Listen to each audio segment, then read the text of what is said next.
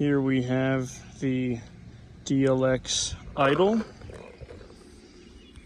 their latest Luxe platform to come out. The first impressions are, I really like how it feels. Those knobs on the front grip there, very handy. I feel like I've got a much more secure grip on the marker, so that's a positive there. Love the look of the barrel. Love that there's no silly slits in the barrel back to ruin your look, if you will. Small, minor detail, but I'm a fan.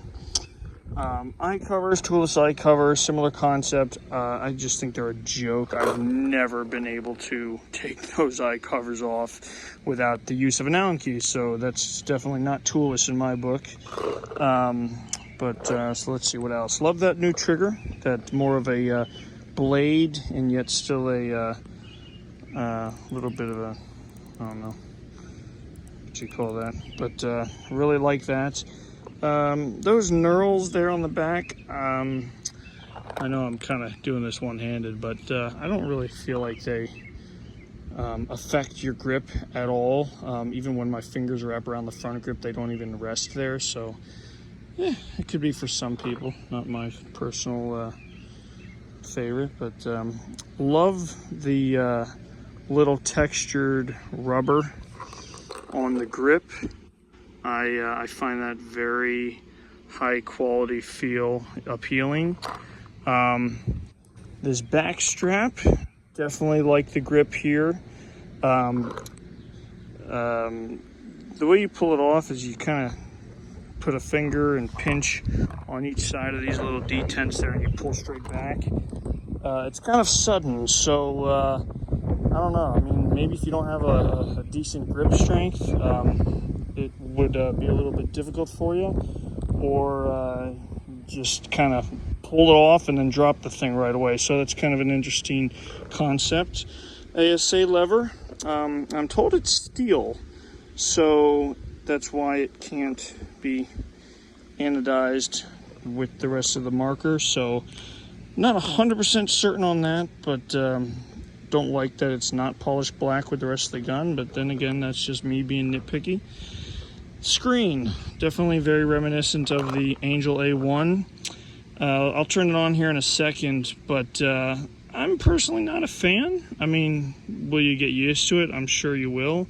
One thing I did notice, and I haven't really played with this in any kind of formal capacity yet, but I feel like if I'm going one-handed, and let's say I'm reaching for a pie with my left, I'm shooting a lane on the right, my thumb wants to kind of rest right here at the bottom of the screen, and I guess they kind of account for that with that little flat spot there. But if I go up higher and I switch to just a single figure, you know, shooting a lane type thing, and my hand comes up here to do a little stability, my thumb goes right onto that screen, and I don't know, I could see that just kind of being a little pressure point and potentially damaging it.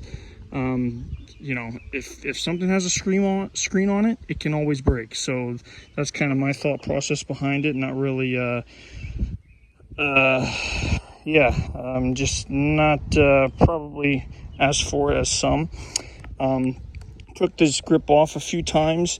One thing I don't like is those little tabs up there, 2 on that side, 2 on that side. They're kind of a pain to put in and out. Just very finicky. Not a huge fan of that.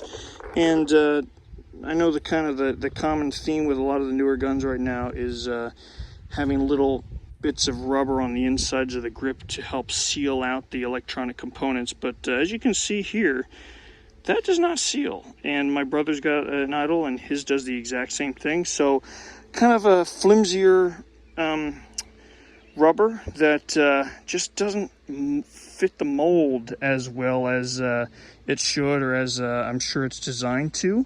So maybe it's not the case for yours, but definitely not too impressed with that feature, just personally. So I love the feel of the marker in general. I love how I love the ergonomics of it. I love how it looks more luxurious than the TM40. The case and the package it came in, very nice. Definitely has a very luxurious look to it. And now to stop chatting and put some paint through it. Powering on. Welcome to the Luxe experience. Battery level 80%. Firing mode NXL. Now, I laughed the first time I heard the voice because it went from that very robotic female fake voice to a very sexy and kind of sultry voice, which is just kind of funny to me.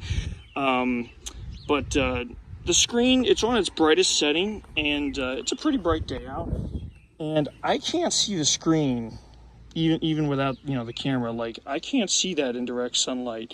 I have to shield it with my hand or face the sun to be able to read it. So I'm not too impressed with that. Die screens, they, on their highest, brightest setting, you could see those in full daylight, no problem. And the screen goes black pretty quick, so you just gotta tap that back button to see it again.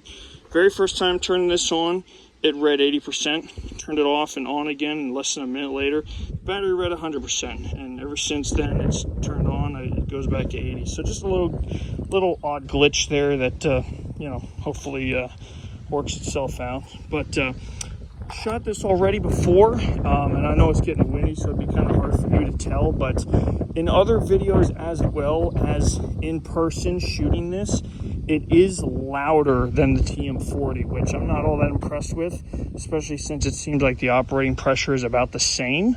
So yeah, let's just get some shots off and see for yourself.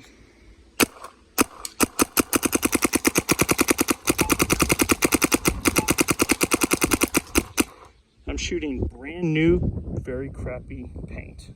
It's not the marker's fault. It's always the paint's fault.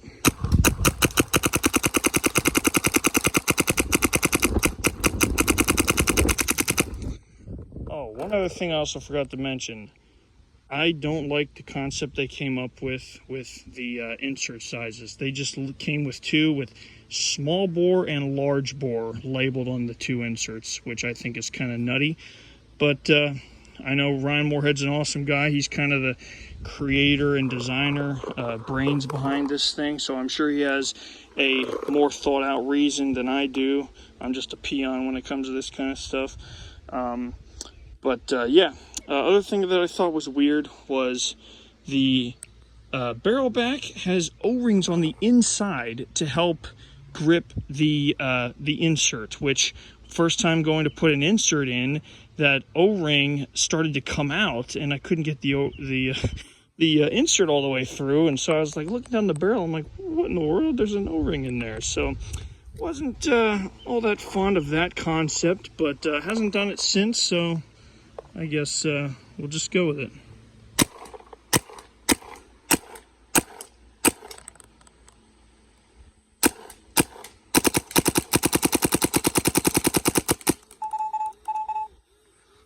So, yeah. So, you know, all in all, though, great gun. I have enjoyed shooting it. Would I spend $1,800 on it? Not if I could find it cheaper. So, yeah. Luxe Idol, everyone.